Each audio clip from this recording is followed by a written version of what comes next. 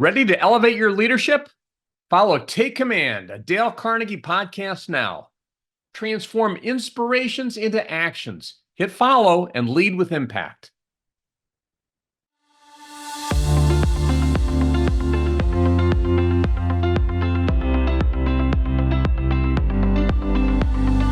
Welcome to Take Command, a Dale Carnegie podcast, the show where we seek to uncover what leadership means in today's world. I'm Joe Hart, CEO of Dale Carnegie, and we will be talking to diverse leaders with stories to tell across various industries to help unlock your potential for success. We will be sharing real-life insights into leadership, which in turn can help spark the next level of your growth as a leader. Our guest today is a resourceful, collaborative, and passionate global leader. She has helped organizations develop talent and implement programs to prepare leaders for greater responsibility. A retired U.S. Navy Master Chief Petty Officer, she brings her coaching and mentoring expertise to leaders in the military, public, private, and nonprofit sectors. Furthermore, she holds numerous certifications, including from NC State University Business Coach Institute and HRCI as a Senior Professional in Human Resources. Please welcome Global Leadership Learning and Development Partner at ABB, Robin Holdren. Robin, welcome to the Dale Carnegie Take Command podcast. Welcome, Joe. What an exciting day for me. I've really been looking forward to this conversation between you and I today, and I cannot express my appreciation to you and Dale Carnegie for offering me this opportunity. The honor is ours. It was so fun to be able to meet you and to hear you speak at our regional conference in December in Arizona. I mean, you gave such an inspiring talk to us about the work you're doing at ABB and certainly the work that we're doing together. It's an honor to be able to work with you and to serve ABB. You lead a company from a talent and development standpoint for the Americas. This is a company that is a $29.5 billion business globally, 105,000 team members globally. So much of your career has been about mentorship and leadership and bringing out the best in people. So I believe that this episode is really going to help our listeners and me gain some important insights about things we can do to continue to sharpen our leadership saw, so to speak. Talk a little bit about and share, if you would, a little of your journey that led you to ABB and your current role. Yeah, thank you so much, Joe. And let me just say a note about the conference. You and I have talked a little bit about this. What a great opportunity to share with the Dale Carnegie colleagues our journey with you from ABB's perspective. So a little bit about me. I grew up in Southwest Virginia, in Roanoke, Virginia. As I say, I was a country girl. My parents were blue collar. They provided that encouragement to us. They believed in us and really to appreciate the small things. And then fast forward a little bit, looking back and thinking about this, I was like, what really drove me throughout my life? And it was really about being curious about people and really what motivates them. So I've grown professionally and personally through what I call my lifelong education, pursuing that college degree, but also really interacting with people, discovering their strengths and what motivates them. And you talked about ABB. Prior to ABB, after my career with the Navy, I've worked with nonprofits and finance, did a little bit of consulting. And then I happened across ABB, this technology giant, as I call it, as you mentioned. We're in over 100 countries with over, as you mentioned, 105,000 employees. But my focus is primarily within process automation, where I provide talent and learning development to over 20,000 employees in over 50 countries to really help them learn about themselves and identify their opportunities for growth and development. And that's such an important role. I mean, you think about these people and the impact that a single person can have on a business, and let alone 20,000 people across 50 countries. You spent 20 years with the Navy, and I know that was also something that you brought to bear. What were some of the leadership lessons you learned? Some of the things that kind of drove you, even as you came to ABB, what are some of the things that you'd say you learned along the journey that you brought to the company? I've learned that, I don't know it all.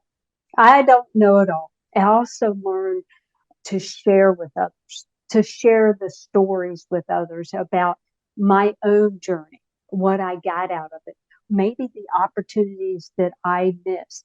I learned a whole new world about diversity and inclusion and how powerful those two words can be to any company and the wonderful people around a diverse globe that we have. I've learned the power of connecting with individuals, making those personal relationships. Sometimes it's hard to do, but saying, you know what, Joe, I'm sorry. You were right. I was wrong. How can I make this better? One other thing is recognizing and giving the people credit that deserve it and not taking the credit and highlight others around me and acknowledging the success of others. Because really, it's not always about me. Yeah, and it's interesting because we often start our careers thinking it's about us, right? I think about myself as a, maybe a little bit more arrogant than I'd like young lawyer and thinking, we all want to make an impression and kind of climb the ladder and so forth. And I've found that focusing on myself can leave me a little empty. On the other hand, focusing on other people and bringing out the best in other people, that's something that's really fulfilling. You couldn't have said it better. And I learned this really at the start of my military career is that the focus, a good leader really focuses their energy on the people that work with them. The promotions and all of that will come if you provide the resources, if you provide that acknowledgement. Sometimes, as I say, holding their hand to say, let me help you through this. Let me help you understand that. There's so much more benefit gained by helping others and shifting that focus. And again, when I retired from the Navy, I was reminded, okay, I did exceptionally well in the military. That was great. But now comes my civilian career. And it was like starting over. But I wasn't afraid of it because I had learned those valuable lessons in the military. So let me ask you about the military, because certainly the conception that a lot of people have about leadership in the military is command and control. I'm going to give you an order. You're going to follow the order. If you do what you're told, everything is okay.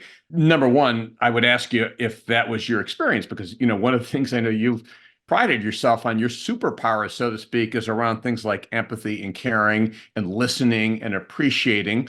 Those are traits that aren't commonly thought of as traits of a military leader, and you were a military leader. So how did those things come into play? Did you see those in the Navy? Or if you use those yourself, could you speak a little bit about how you did that there?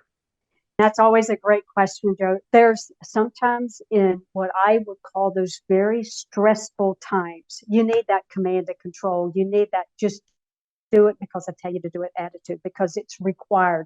And those are important. In my humble opinion, I don't think we need to do this 24 hours a day. There is room for empathy. There is room for caring. There is room for listening. I found when I first went in the military, it was kind of unique because, there wasn't that many women in the military. So that was a hurdle in itself. And then it became a balancing act because if I showed too much empathy, too much caring, then I was perceived as being a weak female, the mother type, the sister type, versus a leader that shows compassion. What I did find through myself and just being who I am, taking the time to show that care and respect and dignity and empathy is that people respected me. I built my credibility because I wasn't one of those leaders that had to bark those commands, that had to say, do this because I'm the senior person. In my entire 20 years, I never had to say, do this because I earned the trust and respect through just being myself. If we have that trust and respect, that's ultimately the foundation of any relationship.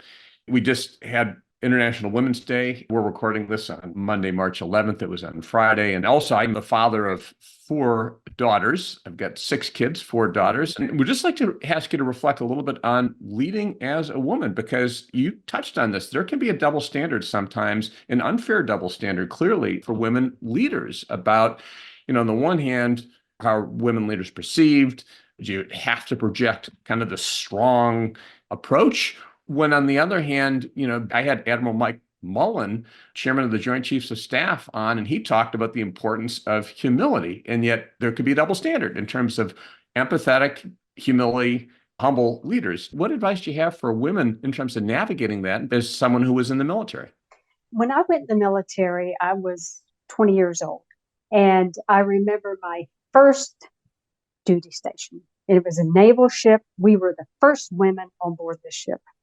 And I was assigned to the engineering department, all men. I was like, yay, this is going to be an experience. What I found out, Joe, by taking the time to build those relationships is that I felt like I had a group of big brothers. Now, some people might not appreciate that, but I did.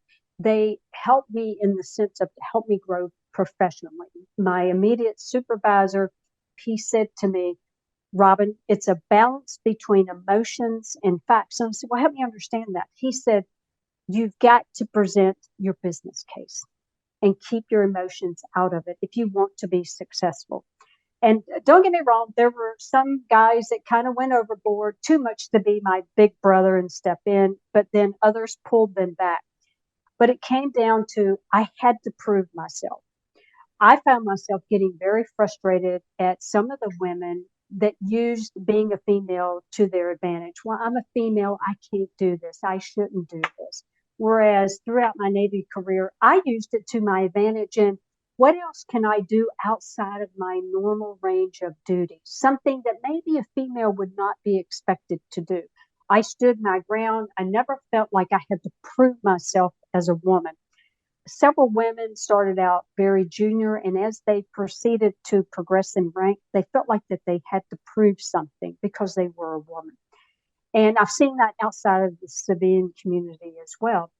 Unfortunately, to me, it's really an even playing field, and it comes down to that credibility. It should not ever be about any type of gender, but the reality is sometimes it is. For me, it was a delightful experience to being a female in the military. Even though I was Navy, I also did 3 tours with the Marines. And that was a different experience of being deployed in a field environment with an all male unit. And I had senior people being very concerned about my safety. And it was like, why? Would you be concerned about the guy standing next to me? Having been deployed with the Marines, again, for our audience, any insights you'd share from that experience? I was deployed to Desert Storm and I was traveling up to Kuwait and we went up to one of the frontline units and it was an all male unit. And I remember standing in line to make a phone call because I wanted to talk to my family. And this young Marine came up to me and he said, would you talk to me? And I looked at him a little strange because I was like, that's a very unique question. I said, sure, I'm happy to have a conversation with you, but I'm a little curious. Tell me a little bit more about why you picked me. He goes, we have been out here, I forget how many months they've been there. And he goes, we haven't had a female. And I would just like to have a conversation with a female. And he didn't mean it in a negative way whatsoever. So I spent a good half hour just talking to this young man about life, how was he doing, and what he was going to do after the Marine Corps. And that was an aha moment for me because I could have easily looked at him and said, no, I don't have time for you. But just taking the time for people, Joe, that was a moment in time that, has stuck with me. Well, when you think about what's really important in life, often the connections we have with other people, our ability to interact with other people, to have good relationships, to know how to respond. And that's another thing that you've leveraged effectively is the ability to build relationships. You talked about credibility. I mean, at the end of the day, we all have to establish credibility. We have to establish trust if we want to be successful. You also are someone who's been a Dale Carnegie person, if I can say. I look at our values, the things that we teach and our principles. You've been aligned. You've brought those things to ABB. I'm curious, when you think about relationships and even some of the Dale Carnegie principles, are there certain things that stand out to you that you'd say, hey, these are the things that I lean on most heavily when I'm developing strong relationships with people? I usually do that with those tough individuals, those individuals that you just can't figure out who they are, how to get to them. And I usually try to find something that I have in common. I think of this one person right now that's very, very tough to get to know. I still take the time, Joe, to say, Hey, good morning. How was your weekend? Did you do anything fun? Something. And I might get a quick response, but I continue that and I keep building on it because I'm determined I'm going to build a relationship. There's only one person at ABB I failed at, and this person was one of the most extreme introvert people I've ever met in my life. And every day I would say hello to the person. I would greet the person. I would smile. This person never responded to me. But Joe, I made it my mission. Every time I saw this person, I would do that. Never got a response, but I kept at it. And the person is no longer with ABB and doing well. And I reflected on it the other day and I thought, well, it's really not a failure because I kept true to myself, that I kept trying to build that relationship. The most difficult people one day may open up and say, thank you for noticing me, or some sort of nod of the head or whatever. And I've just have believed that for so many years. The value of everything is building that trust and relationship with people. I love that, Robin. And this is the Take Command podcast, and Take Command is about being intentional. And a lot of times in a situation like the one you described, we might just look at somebody else and say, well, this person's difficult, or this person has got a problem or whatever. But the truth of the matter is taking command and being intentional means, hey, what can I do? How do I try to improve the relationship? How do I improve my own skills? Is there a way that I can try to connect with this person? At the end of the day, we don't know what people are carrying around or what their challenges or what their struggles are. But what you've done is you've still given the very best of who you are to try to create that foundation. And it's not going to work every time, but it sounds like for you, if there's only one relationship you could say like that at ABB, that's a pretty good track record. And Joe, if I might, when I was stationed in Washington, D.C., I had this very young sailor. She was new to the command and I was showing her around at the Pentagon, and they had these little stores that we would go to and stuff. And so I'd go to this one kiosk and it was run by a gentleman that was blind. And, I would speak to him and I would acknowledge people along the way. And about after the third day, she said, I don't get it. I said, what do you mean? Am I not showing you something? She goes, no, I don't get it. She goes, you acknowledge people all the time. You smile to people, you greet people. I don't get it. Why do you do that? And I said to her pretty much what you just said. You never know what type of day they're having. And my acknowledgement just might make a difference in their day. That's why I do it.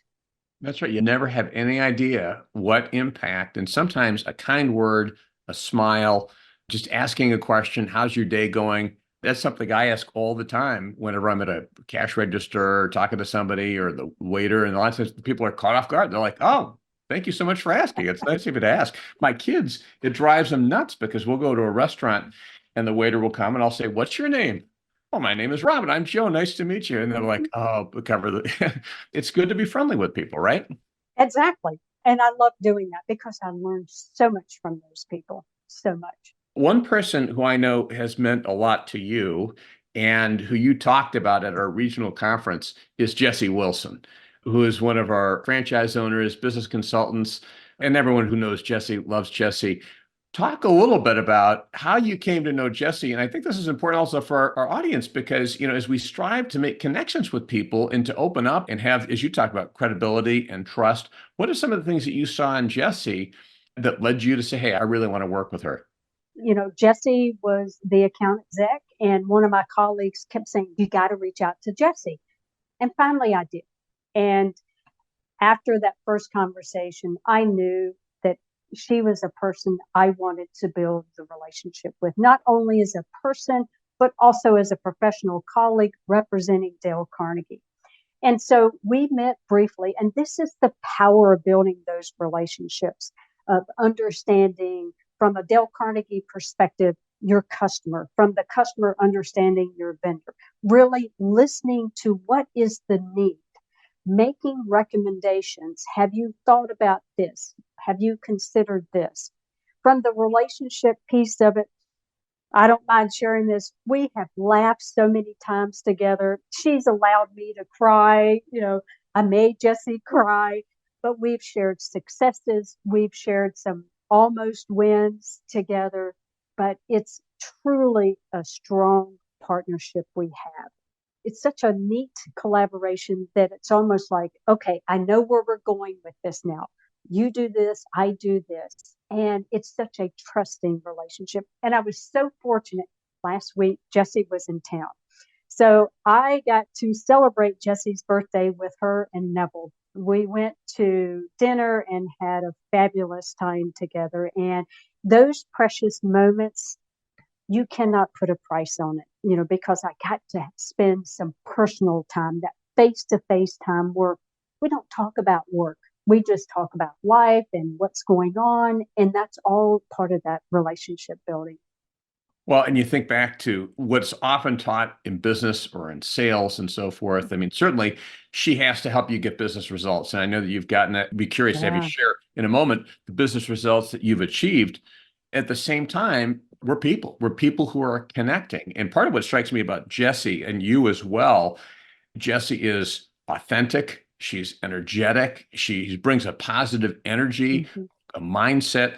She cares about people. I mean, those are things certainly that you bring to your role. And when people do that, even though some of this is more personal, so to speak, these things achieve business results. And if you could speak a little bit to some of the business results that you've gotten as a result of that relationship, which is now even beyond professional, it's a personal and a professional relationship. Yeah. So Jesse was very involved. One thing that I recognized when I moved into process automation as their talent learning partner was we needed something for our early talent. We presented a business case, and I said, this is why we need this program. And it was going along okay, but I just felt like there was something missing. And that's when I reached out to Jesse. I said, I need your help.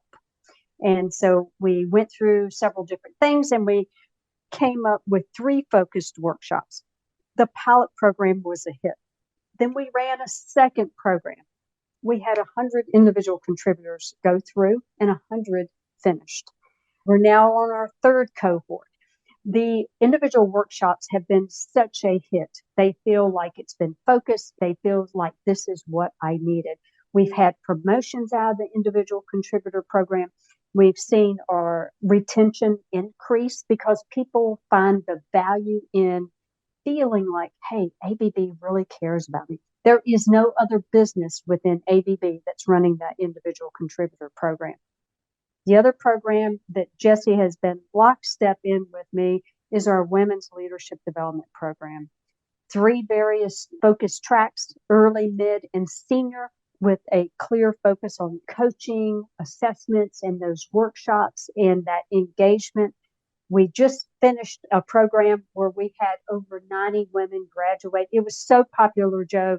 We've doubled the enrollment. This year we're up to 180, and they're off and running with it.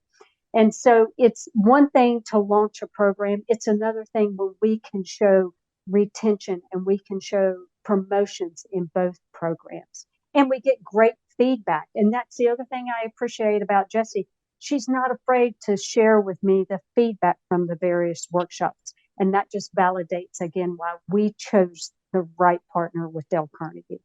Well, thank you. Certainly, we appreciate that trust. It's something that we cherish and we'll always do everything we can as a global company to over deliver and to make sure that you feel good about that decision.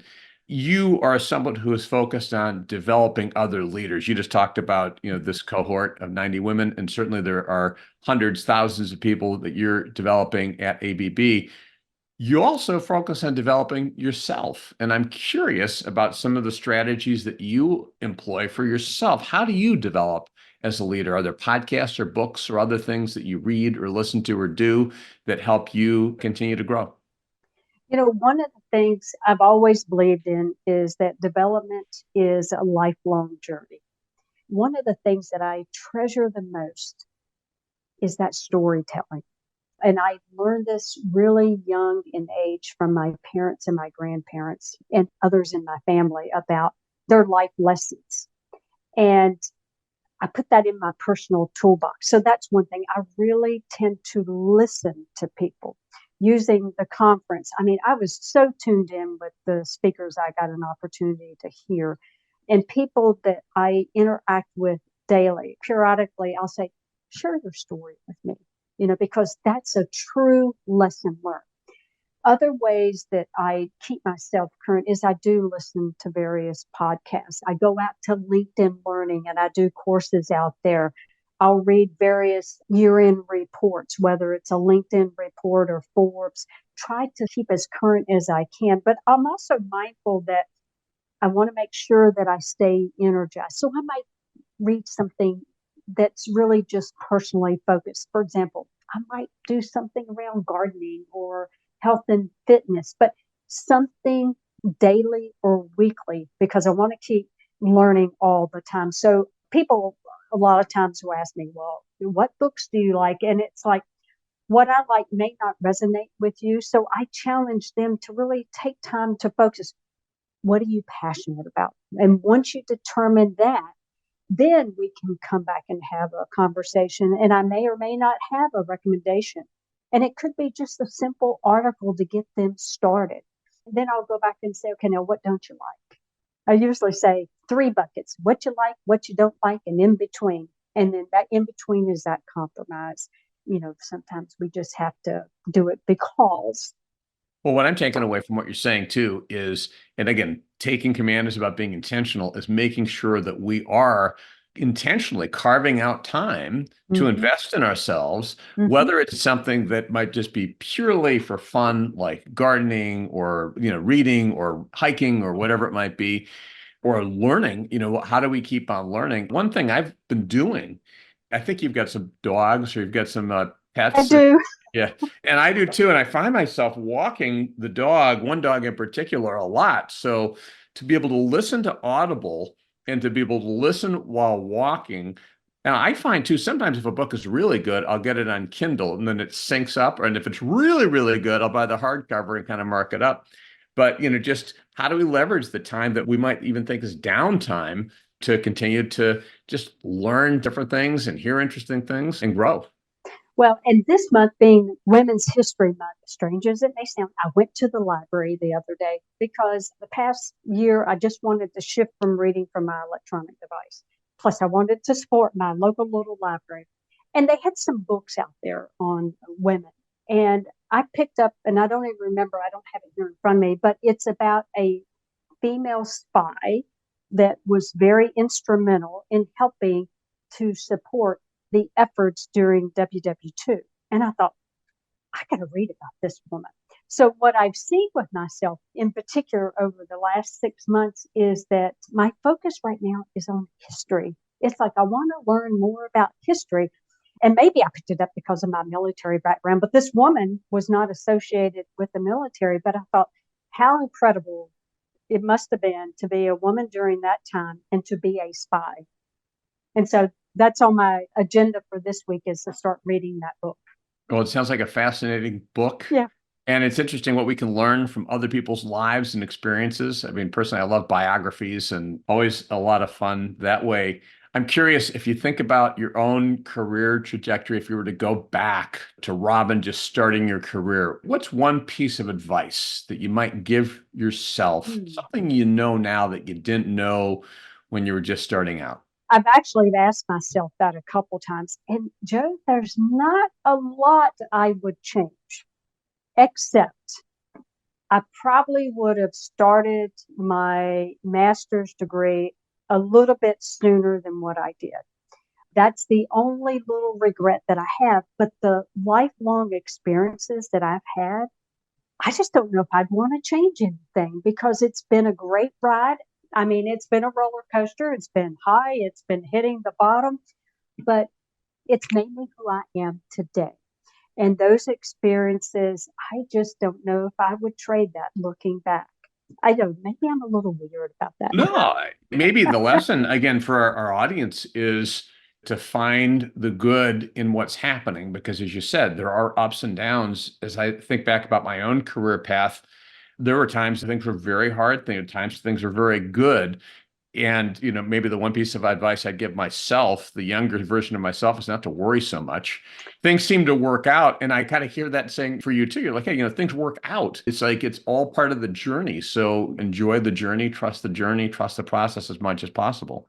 When I was over midway of my Navy career, I had a very tough time. And it was because of poor leadership. And it wasn't because of performance. I mean, I was promoted and I was selected to go to a very senior enlisted school, but it was just a very tough time from two particular male leaders. And I reached out to a female senior leader who I had looked upon with a lot of respect. And basically, she told me to just give in. She didn't use those words, but that was her message. And I was like, I can't do that. The point of this is keep fighting for what is true to your soul and heart. And just get through those muddy waters, get through those tough times, and the right message will come out for you. I could not see it at the time, Joe, could not feel it. Many times I was in tears because I was like, what is going on here? Why me? Why pity me? But I hung through it and I said, no. And I finally got mad at myself one day and I said, I am going to continue to believe that I'm making the right decisions. And it was the best decision at the time I could have made because, when you do the right things, you'll have good outcomes to it. That's great. And you're true to yourself along the way. You're not trying to be somebody else. You're being who you are. And again, this comes back to this whole point about being an authentic leader, which clearly you are, which I think leads to the final question today. And one thing I've been doing with the podcast is going to ChatGPT beforehand and saying, hey, and I did this today. I said, hey, I'm interviewing Robin Holdren from ABB, and what questions would you ask? And I said, hey, if there's only one question you could ask Robin, what would that be? And the question from ChatGPT is, how do you define authentic leadership, and how do you strive to embody it in your interactions with others? And that is the heart and soul of who I am. Authentic leadership is being yourself all the time. And that is tough. And I'll give you a great example. I remember years ago, I had this leader. He was rough and gruff. I'm 5'1". He was over 6 feet tall. And his power was looking down at me. And he would stand up. And he was intimidating. But I kept true to myself. So authentic is through our words, our actions, doing what we say, valuing what is true to us, admitting when we are wrong, and acknowledging people, and always being humble with it too. When I think of authentic, I should be the same person at home that I am at work. And I always say, you know what? If I put down all the walls inside my house, then you should see the same person that I am every day. Awesome, Robin. Certainly a challenge you are throwing down to all of us about being authentic, being consistent, being who we are, and embracing that. Thank you so much for being on the Dale Carnegie Take Command podcast show. You are awesome. I really appreciate having you today. Joe, thank you so much. It's such a pleasure to be able to speak to you, to speak to your listeners. And I do hope that a little bit of what I've shared can truly make a difference in someone's lives. I know that it will, and I know that people are going to love hearing from you and learning from you. And thank you again for being here today. Thank you, Joe.